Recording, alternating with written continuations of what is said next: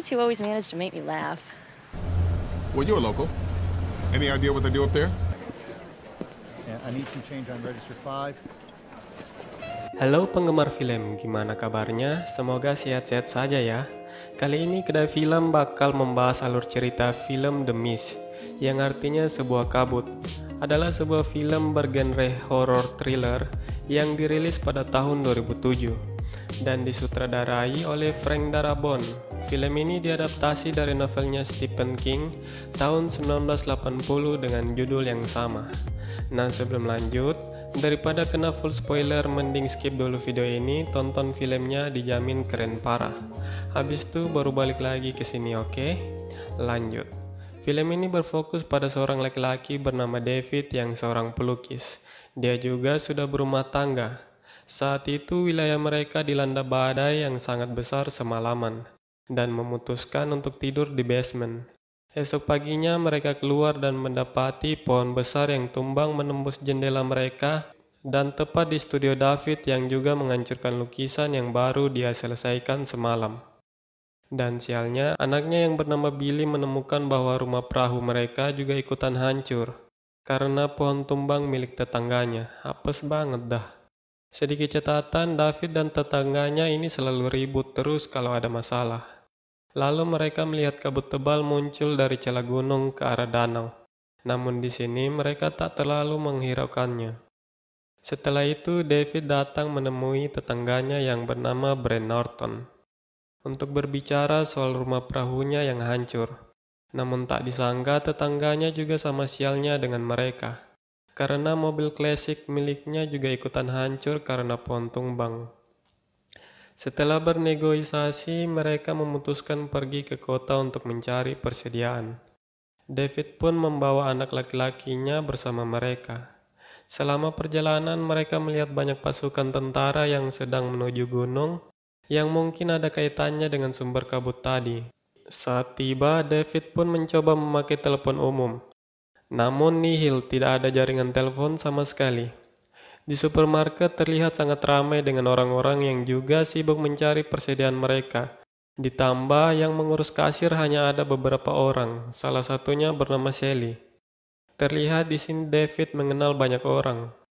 Situasi mulai sulit karena listrik juga padam, dan di sana terdapat beberapa anggota militer yang terlihat sangat mencurigakan, bernama Jessup, Morales, Danielson, dan seorang prajurit yang tak diketahui namanya.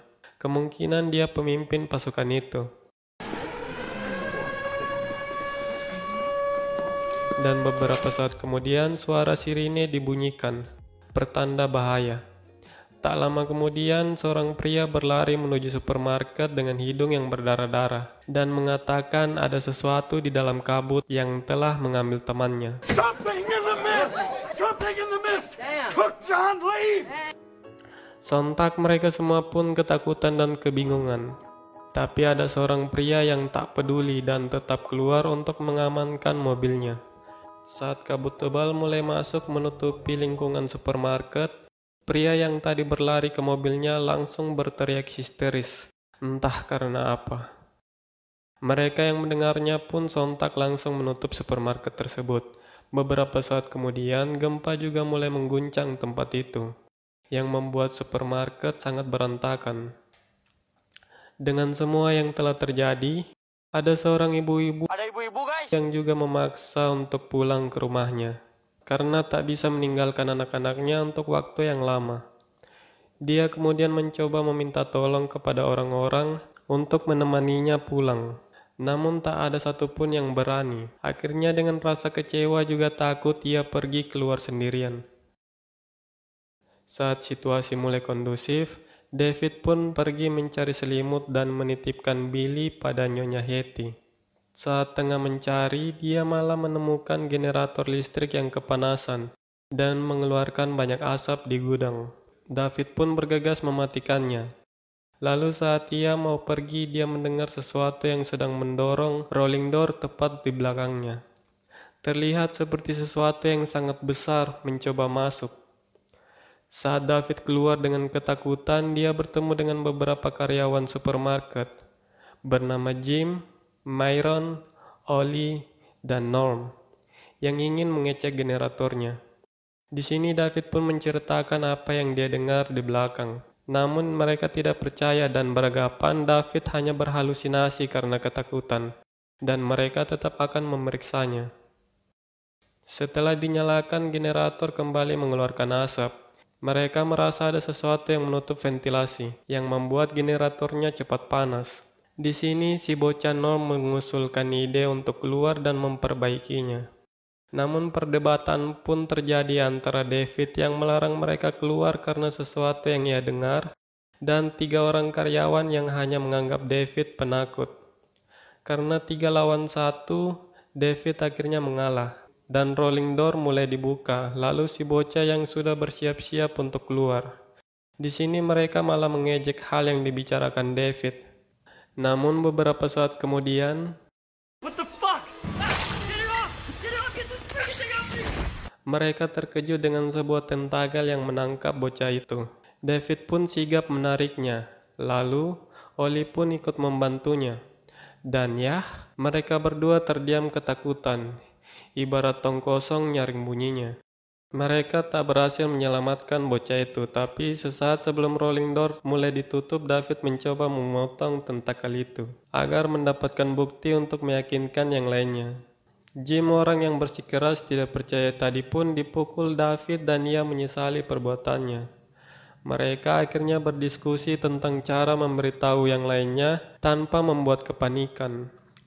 Mereka juga sadar bahwa bagian depan dari supermarket sebagian besar terbuat dari kaca yang bisa membuat tentakel itu menerobos kapan saja. Akhirnya mereka memutuskan untuk berbicara pada seseorang yang mungkin akan didengarkan semuanya, yaitu tetangga David yang ternyata adalah pengacara yang ahli. Namun saat David berbicara dengannya, kelihatannya tidak begitu berhasil, dan malah mereka berdua bertengkar yang memancing keributan. Sehingga Oli memberanikan diri untuk menenangkan dan mendapatkan perhatian orang-orang. Terlihat seorang laki-laki bernama Bud Brown, kita panggil aja manajer dari supermarket itu, terlihat kesal dengan David dan kelompoknya yang membuat keributan. Saat David mulai berbicara, hanya satu yang percaya pada mereka. Dia adalah orang yang tadi berlari dengan hidung yang berdarah. Beberapa menertawakan David dan sisanya masih kebingungan. David pun mengajak manajer dan satu orang dari mereka untuk melihat tentakel tadi. Setelah itu manajer dan yang lainnya keluar dengan muka tegang dan sangat serius. It appears we may have a problem of some magnitude here. Manajer pun mengklarifikasi hal tersebut dan mengatakan mereka sedang dalam masalah serius. Mereka semua akhirnya bekerja sama untuk menutup toko itu dengan berbagai barang yang ada untuk mempertahankan tempat mereka agar tetap aman. Namun di sini terlihat masih banyak yang tidak percaya dan mulai berpidato untuk mengumpulkan massa dengan tujuannya masing-masing. The real of politik ya. Dimulai dari tetangga David, Brand Norton yang masih keras kepala, dan seorang ibu yang religius bernama Nyonya Carmody yang berkhotbah melalui kitabnya. Di sini terlihat Jim sangat benci dengan ibu tersebut, walau tak didengarkan orang-orang dan malah membuat semuanya makin ketakutan. Ibu ini tetap berkhotbah sampai mengatakan bahwa Tuhan sedang marah dan menginginkan tumbal selanjutnya. Disitulah wanita bernama Amanda kemudian menamparnya. Meskipun telah ditampar hingga berdarah, ibu ini tetap melanjutkan khotbahnya sampai Oli menegurnya. Dan kemudian ibu-ibu ini pun pergi dengan wajah yang kesal. Setelah itu David berkumpul dengan kelompoknya membicarakan soal senjata api yang tersedia di dalam supermarket. Siapa tahu saja ada. Kemudian seorang pak tua menawarkan untuk mengambil senapan di mobilnya yang terparkir di luar. Namun David mengatakan hal itu terlalu berbahaya dan tak ingin mengambil risiko. Meskipun di toko itu tidak ada, ternyata diam-diam Amanda membawa sebuah revolver yang disimpan di dalam tasnya. Dan di sini Oli pun menawarkan diri untuk menggunakannya, karena dia mendapat juara menembak tahun 94 dan sangat yakin akurasi tembaknya jauh lebih baik dari yang lainnya.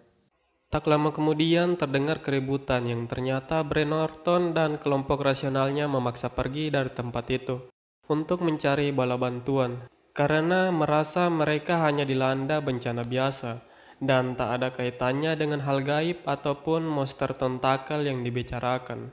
Karena nggak mau ribut, David meminta agar Norton dipasangkan tali agar mereka tahu sejauh mana dia bisa pergi. Tetapi Norton menolak, yang kemudian diambil alih oleh seorang laki-laki yang tadi sempat ikut melihat tentakel itu. Dan dia memiliki ide untuk mengambil senapan milik Pak Tua tadi. Ternyata dia mendengar pembicaraan David dan kelompoknya juga dia tahu persis di mana Pak Tua itu memarkirkan mobilnya. Lalu mereka pun perlahan keluar dari supermarket dengan David dan beberapa orang lainnya memegangi tali itu sambil mengulurnya. Tak lama tali itu pun terlihat sangat kendor, seakan lelaki itu berlari kembali. Kemudian tiba-tiba tali itu mengencang. David dan yang lainnya sangat kewalahan menahan tali itu, karena saking kuatnya tarikan dari tali tersebut hingga naik menyentuh bagian atas dari pintu. Setelah itu talinya kendor kembali, tak ada tarikan dari tali itu.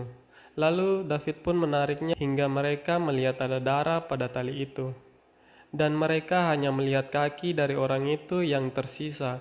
Mereka pun panik lalu memotong talinya dan mengunci kembali pintu itu. Beberapa saat kemudian, Myron dan Jim tengah mempersiapkan lampu sorot. Saat lagi berjaga, seseorang dikagetkan dengan belalang besar yang menempel di kaca.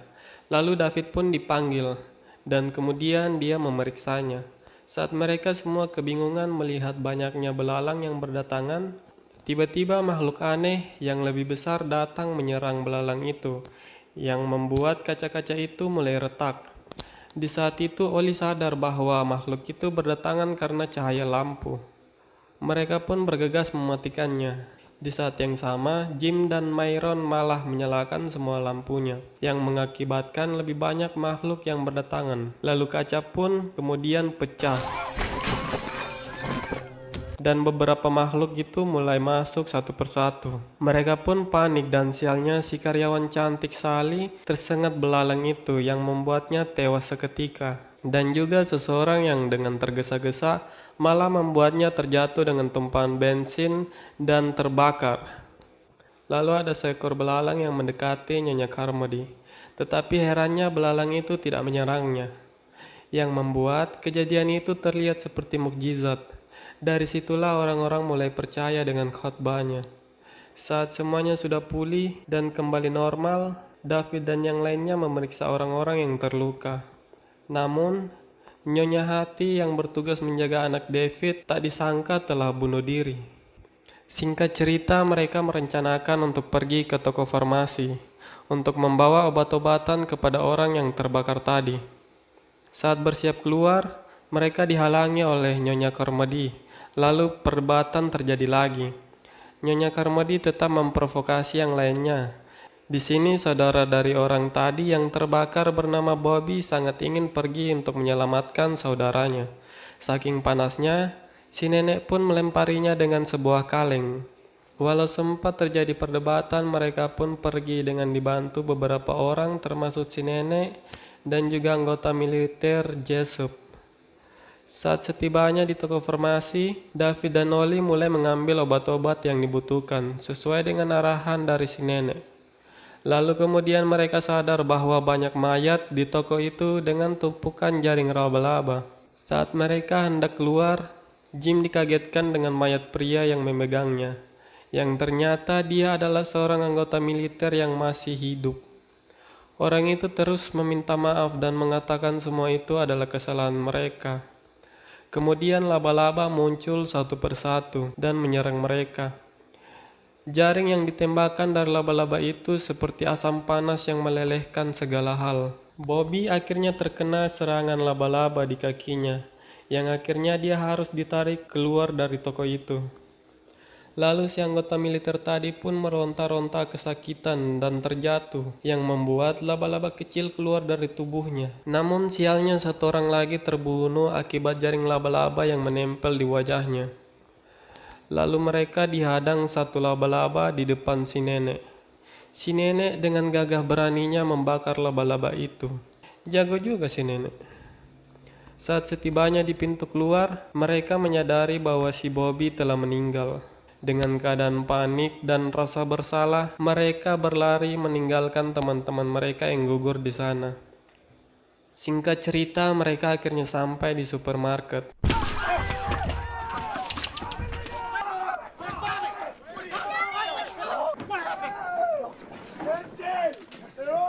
David yang terbangun dari tidurnya karena mendengar Nyonya Karmadi yang terus berkhotbah dan mengumpulkan masanya.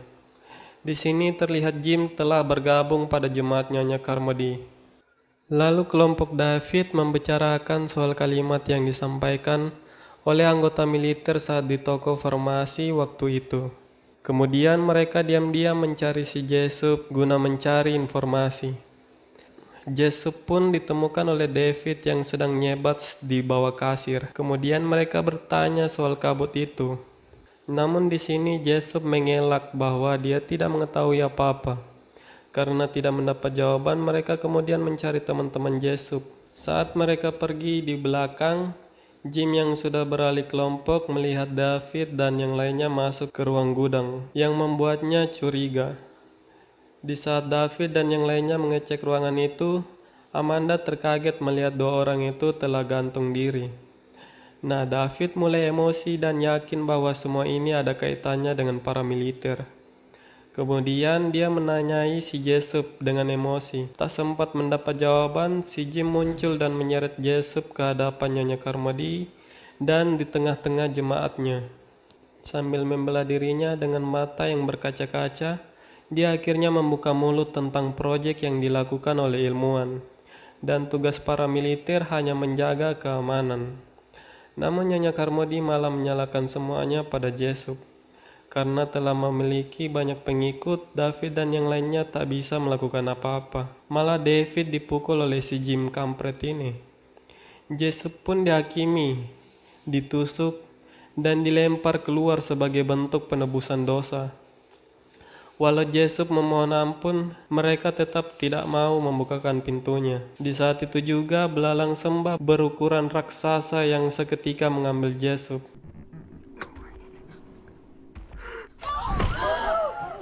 Mereka pun tersenyum bahagia dan Nyonya Karmadi mengatakan bahwa makhluk itu takkan mengganggu mereka malam ini. Saat David terbangun, Amanda, Holly, dan yang lainnya telah menyiapkan perbekalan mereka di mesin kasir nomor 2 untuk melarikan diri. Dan mereka bergerak secara diam-diam agar tak diketahui Nyonya Karmadi dan jemaatnya. Saat David sampai di kasir nomor 2, persediaan yang dikatakan Holly ternyata tidak ada di situ. Ternyata Nyonya Karmadi telah mengetahui rencana pelarian mereka. David dan yang lainnya pun dikepung. Dengan ocehan perlahan Nyonya Karmadi, dia meminta anak dari David untuk dijadikan tumbal selanjutnya. Di tengah perselisihan, Holly pun menembak Nyonya Karmadi hingga tewas di tempat. Pengikutnya pun melepaskan semua senjata mereka dan terdiam tak berkutik. Dengan menodongkan senjata, David dan kelompoknya pun berhasil keluar dari supermarket tanpa membawa persediaan. Karena panik dan tergesa-gesa, kaki Myron terpleset hingga cedera. Mereka akhirnya terpisah menjadi dua. Saat Holly telah membukakan pintu mobil, belalang sembah itu muncul kembali, dan kemudian monster itu mengambil Holly. Di saat yang sama, Myron yang sedang dibopong pun diserang laba-laba, dan si Pak Tua yang menjadi santapan laba-laba itu. Walau mendengar klakson mobil, si manajer malah berlari kembali ke supermarket karena saking takutnya. Saat David dan yang lainnya mengira mereka sudah mati, David pun bergegas pergi dari tempat itu. Mereka yang menyaksikan kelompok David pergi hanya bisa terdiam. Meskipun David dan yang lainnya berhasil pergi dengan mobil, mereka hanya menemukan keputusasaan selama perjalanan. Ditambah David melihat istrinya yang sudah mati di kaca jendela yang waktu itu pecah. Lalu sisi wilayah yang sudah dipenuhi kabut tebal dan monster-monster aneh berukuran raksasa. Hingga akhirnya bensin mobilnya pun habis. Lalu David memutuskan untuk bundir bareng-bareng. Namun karena pelurunya tersisa 4, sementara mereka berlima. David berencana untuk membiarkan dirinya mati di tangan monster-monster itu.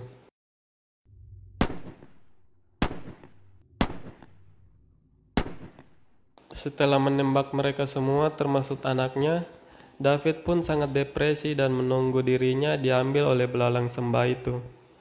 Di tengah keputusasaannya, tiba-tiba dari balik kabut yang muncul bukan seekor monster, tetapi sebuah tank dengan ratusan bala bantuan yang mulai membakar makhluk-makhluk itu bersamaan dengan hilangnya kabut. Di sini David pun bertekuk lutut dan sangat depresi atas keputusan yang ia lakukan. Lalu film pun berakhir. Waduh, coba kalau David bisa bersabar dikit lagi, kan kelompoknya bisa selamat ya, terutama anaknya. Kemungkinan di sini si Norton udah berhasil memanggil bala bantuan yang ia janjikan waktu itu. Meskipun sedikit terlambat, namun David akhirnya bisa selamat. Walau mentalnya saya yakin gak selamat sih. Oke, itu dia alur cerita dari film The Mist tahun 2007. Jika kalian suka dengan konten ini, silahkan tekan tombol like. Berikan juga pendapat kalian tentang film ini di kolom komentar. Dan jangan lupa tekan tombol subscribe sebagai bentuk dukungan dari kalian, agar Kedai Film lebih semangat mereview film-film selanjutnya. Oke, see you in the next video.